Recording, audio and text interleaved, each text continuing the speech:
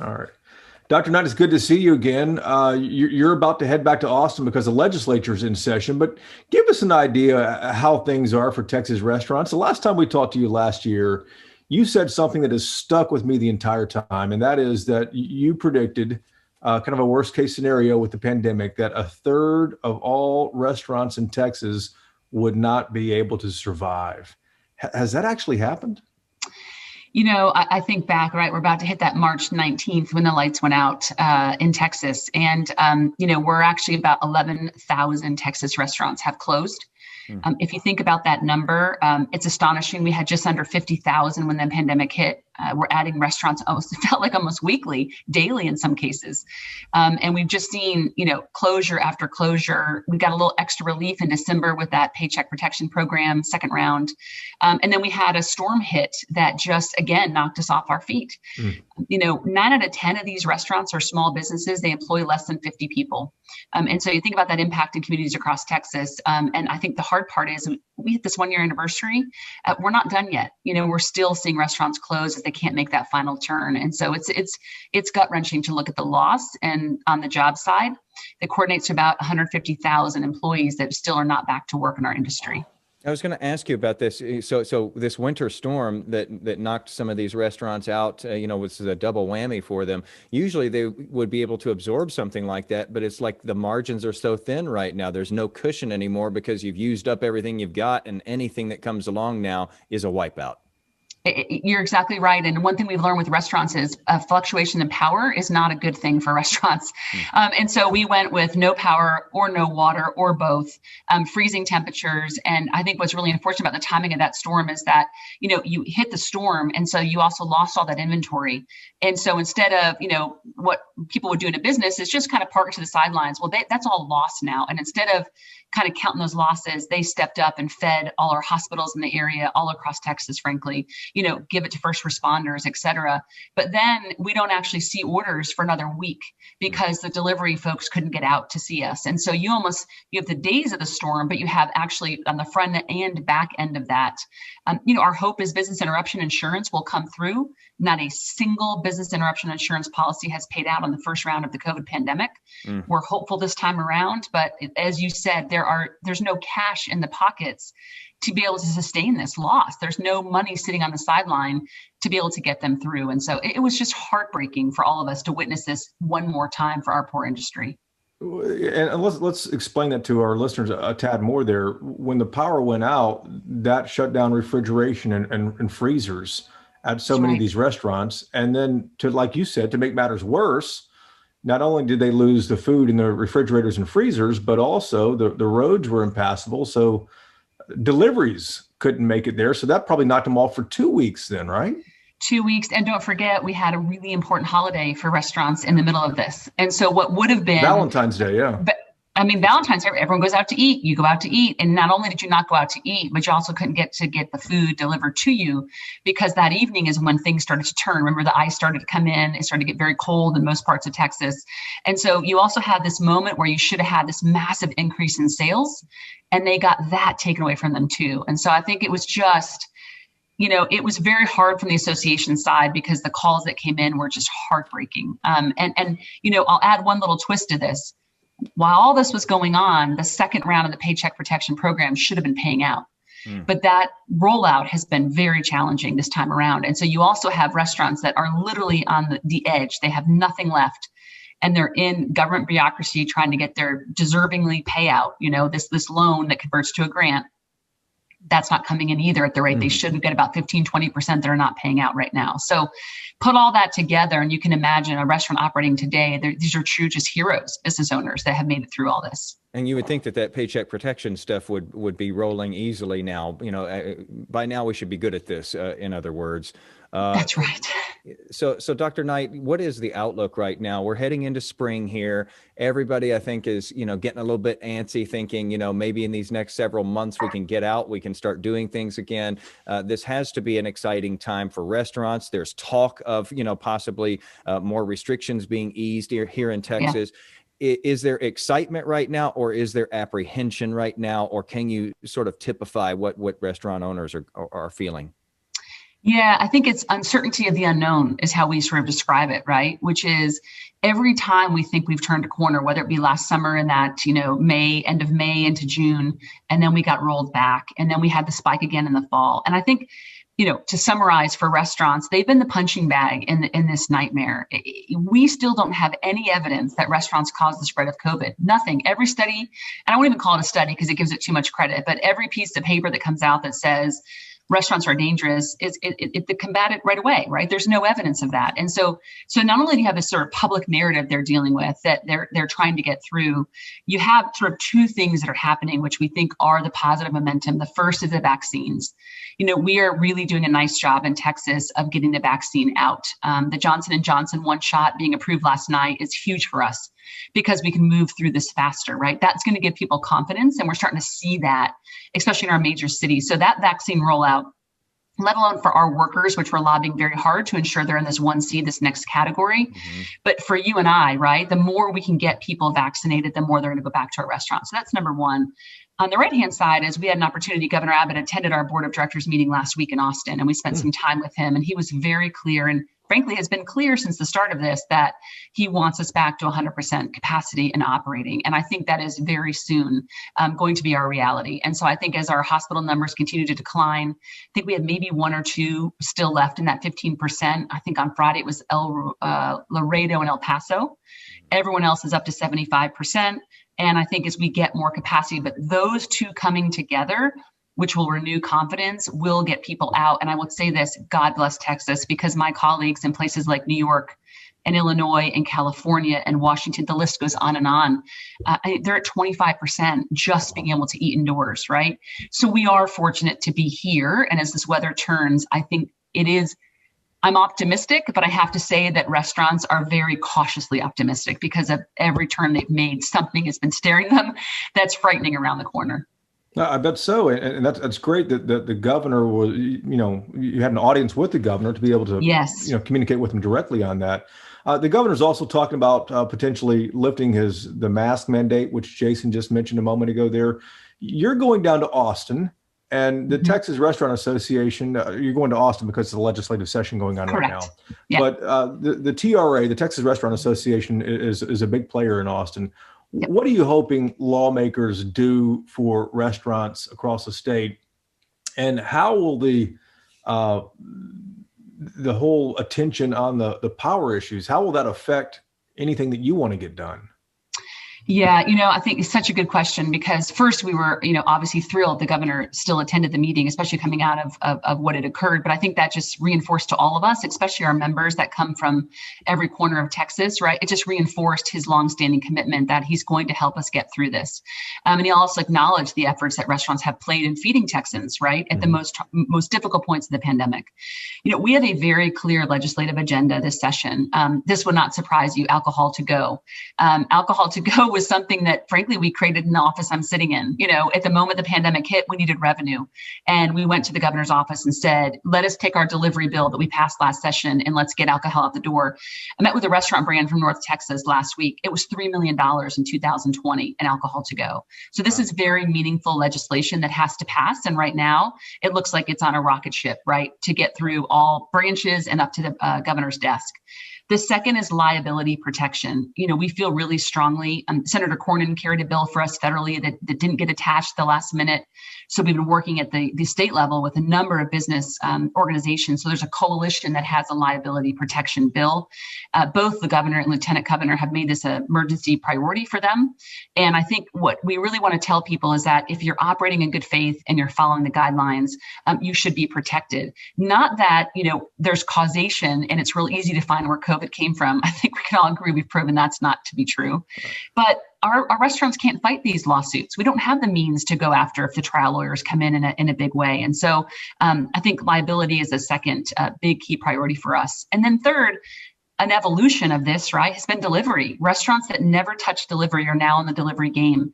And many of them jumped in very unknowingly, and many of them got into agreements they didn't understand. They were desperate, right? And I always say desperation and sort of fear drives sometimes not the best decision making. And so we've got a bill where we've actually partnered with the big delivery companies to bring transparency into what we're doing. And then last is really around groceries. If you think about it, we became little grocery outlets. Our restaurants, we got a waiver from the governor, and we could sell everything from raw steak and chicken to vegetables. And we want to make sure if this happens again, that happens. And so we feel really supported. I would say the last sort of tricky part of this is we are asking for a big chunk of that CARES money. When I say big chunk, it's just under 400 million. We've been asking since the spring. If this 1.9 trillion gets passed in DC for state and local, more funds to come, we will go back pretty aggressively to say, help us, right? We've not received a penny of state relief in this mess. Help us get some of these things done. What did the governor say about the 400 million? Is that going to happen?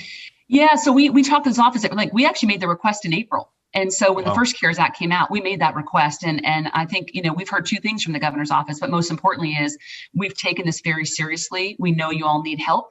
We're navigating these new CARES dollars that are going to come out. We had a conversation just in December, and we know where you're in line, which is top of the list. And we're going to keep having those discussions. And so I think, we feel like if there's additional funds to come, that we will get a piece of that, but we're also being creative in things like mixed beverage tax relief. And, I like to say, I don't care how you give us the money, you got to do something to help this industry, right? So you figure out, legislature and governor, what the best way is for you, but you can't not do anything when it comes to real, stimulus relief for us, because we're the hardest hit industry. Nobody can argue that in Texas.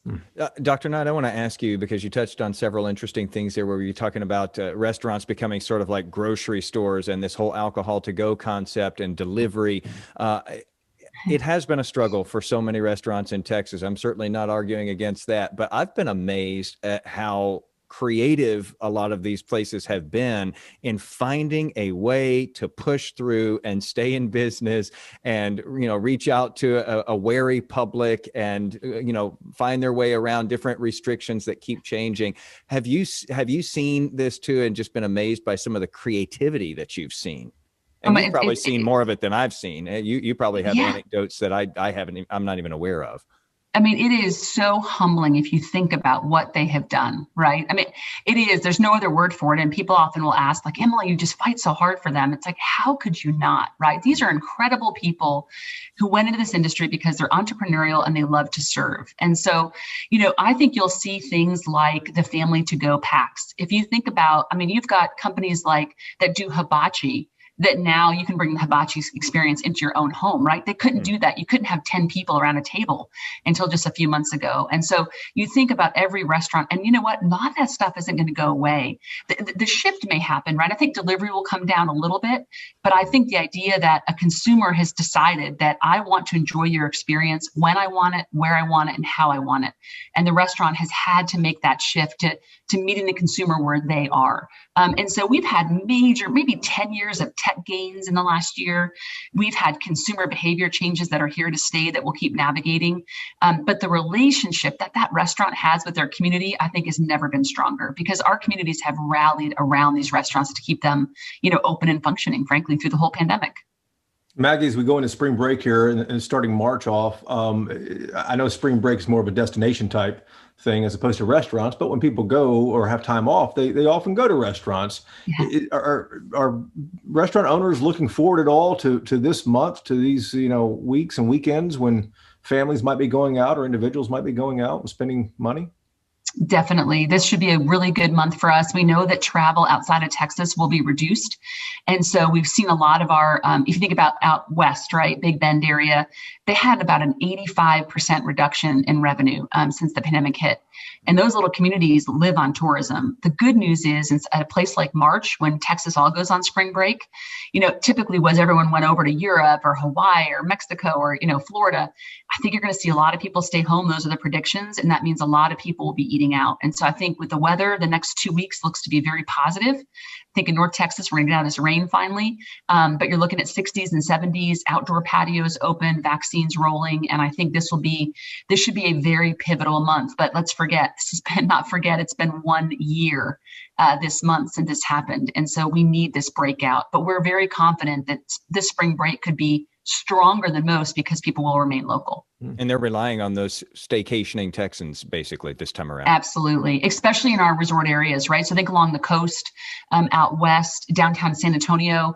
We started a whole campaign to save the Riverwalk because you talk about an area that just got pummeled, but then they were landlocked, with a river through them. And so you couldn't do a lot of the things we could do other places. And so all those areas trying to get tourists back and Texans back spending money, we think the spring break will be positive. That's certainly the hope. Boy, whoever would have thought that we would have to have a campaign to save the San Antonio Riverwalk? I mean, it's just stunning. I have to tell you, there's a video, it went viral, but I actually went down and I was so just sad. There's no other word for it, that I got to the San Antonio airport. There was nobody. I couldn't find food. It was just dark.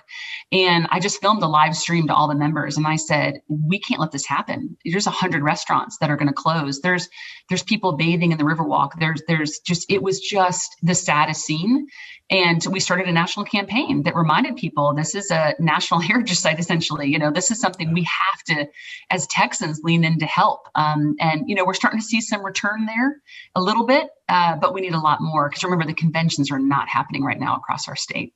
Yeah. And Emily, in the beginning of the conversation, you mentioned about 11,000 restaurants have closed. Is that kind of scattered across the state? Is it centered in any one part of the state? It's pretty uniform across the state. I would say the area that we've seen hit pretty hard are our downtown city centers. That's for a couple of reasons, right? One is business people are not back in those offices. And so if you were sustaining on that lunch and early dinner crowd, you've got nothing right now to run with. And your audience, as you've seen the numbers of folks this last year moving out of our cities, right? So your consumer base is moving as well. Conventions have not returned. And so those sort of, there's only two categories, sort of downtown city center and then by restaurant type. And so as once you get past that family dining up into more of a high end, that's going to take the longest to recover. And so those have been hit pretty hard as well. And then your single eatery, right? So mom and pop that owned a small business that maybe had 11 tables in it. As you think about 6 feet of spacing between 11 tables, you've cut your ability to serve in half. And people forget that. They think 75% capacity. That's amazing. We still have 6 feet between tables. So you can go to 150%. You won't get any more tables in because of the 6 feet. And so I think those smaller restaurants that didn't have access to capital and couldn't be creative with delivery, or frankly, didn't have food that could be delivered, those are the ones we saw close at a very rapid rate. And I think for perspective there again, when we talk about 11,000 restaurants in Texas shuttering, that's roughly a fifth of the restaurants in this state. And a lot of those will be permanent. They will be. And I think, we always tell the positive story too. We're starting to see little green shoots, and we like to say we can't, the loss of these businesses is significant. But we are seeing new restaurants open, but we're also seeing new restaurant companies moving to Texas. And so what's been interesting about this dynamic in the last quarter, really fourth quarter, we saw a number of larger brands like Dutch Brothers Coffee, and 151 is expanding all over North Texas now. And so you are seeing people take advantage of, if they have capital, right? Some pretty good options on rent or buying of properties, and an audience that has pent up demand. There's a lot of pent up demand. I think it was 84% of people surveyed in Texas said they missed restaurants more than anything else in the pandemic. That makes us very hopeful that they will return to that dining table very soon. I was talking to an accountant the other day, Emily, and he said that he has a few of his own clients that want to open restaurants. And when he was recounting the story to me, I'm thinking, are you crazy as hell? Why would you open a restaurant right now when you have so many of them are closing? But then on the other side, every time we go out on Friday nights, or we get takeout on Friday nights, and we have since the pandemic started. I've taken your advice from our last podcast, to buy these gift certificates that you'd never use to at least support them. But we always go out, and the little neighborhood we go to pick up food every Friday night, it's always packed. Yes. The places are always packed, and it's remarkable to me. So I don't know where things are. It sounds like it's bad. You sound hopeful, and these places are packed. It's all going to come together. I mean, is it? I think, yeah. And I think a couple things, right? If you're starting over, if you're starting brand new, you don't have any of the legacy in your business that these restaurants had when the pandemic hit. So you can start with a smaller footprint with delivery and food that is deliverable. You can start with the type of menu, right, that people can enjoy wherever they want, on-site, off-site. You can actually have the technology investment that's required. Remember, when you have delivery, and this is, I was trying to consumers, they get so angry about my food was late, or if you walk in my restaurant, I can see you, right? I can time those tables and my kitchen understands what's happening. When you add phone in and online to that, you now are feeding an entire stream into that same kitchen. And so they've had to learn all of this. Well, if you start from scratch, you're going to start with everything you need now post-pandemic, whether it be technology or food or design. And so I think there's a slight advantage in some ways, but also it's what you see now, people going, hey, I can do this. And I think as restaurateurs, we're pretty good about forgetting the pain. I think, you wouldn't stay in this, whether pandemic or not. And so I think you've got some people saying, wait, I have one brand that's doing really well on this corner. Across the street, that space just opened. It's bigger. Maybe this is a time to take the chance, right? Maybe it's time to take the chance to make that move because the demand will be there. I also, we're in Texas. We have almost 30 million people. And when I was talking with the governor, maybe it was a month or two ago, I said, I'm just so concerned. I've got to have help for these businesses. And his point was, Emily, we have 30 million people here now. And what's the thing they all have in common? They have to eat. Right. And so I think, that's helping us too, is that we have a good surge in population, and that's going to help us too, because they do have to eat. And we are a huge piece. We were 51% of your food dollar in your pocket before this happened. And so we're about 47% now. We need to get back up to that 50+%. That's stunning. It hasn't fallen off even more than that. And again, here we are in spring, essentially now, spring break right around the corner, summer right behind that. It looks like a hopeful spring and summer ahead as far as vaccine goes. Let's hope it does. And let's hope that all of these restaurants that are still around do survive, because we've got a lot of really good ones here in Texas. And on top of that, I think that a lot of us are sick of our own cooking these days too. Oh, my kids, I've got young daughters, and they're like, Mom, please just stop trying, right? They're like, the restaurant, you love the restaurants, it's really good. And we're like you, right? We do as much takeout to go. I've been dining inside since the summer. But even my own children are like, can we just go back out? And think about this, right? Is there going to be any way to unify this country or unify Texas than around the dining table? It's part of what we're missing right now is there's no discourse. We're not around. It's the community piece. And so someone said to me, Emily, what do you vote on? I said, I vote on the dining table.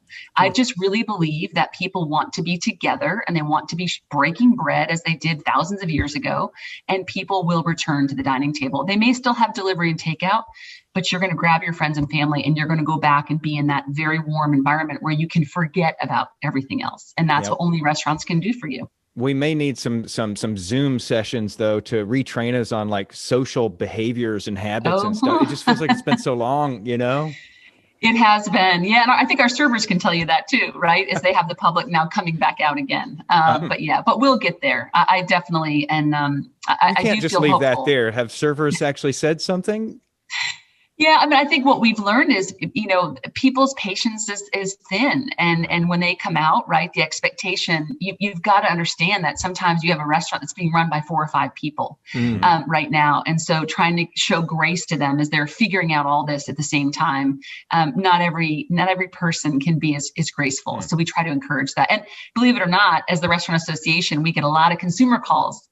Some we keep because they're hilarious, and some we just try to put them in the right direction, right? And remind them that not getting their ketchup in the bag probably isn't the worst thing that happened to them. Emily, our next episode has to be some of these recordings. So I want you to get some of these together. People complain about the ketchup. Come on. Give me a break. We have people that call us about that. What are you going to do about it? And it's like, well, nothing today, man. Nothing. We're going to save this and laugh a lot. Yeah. Emily, I always appreciate to your server, folks, and tip them well. Yeah. I like your optimism, and I wish the best for the restaurants. I've taken your advice before. I'll keep doing it in the future. Thanks for the time, and thanks for what you guys do.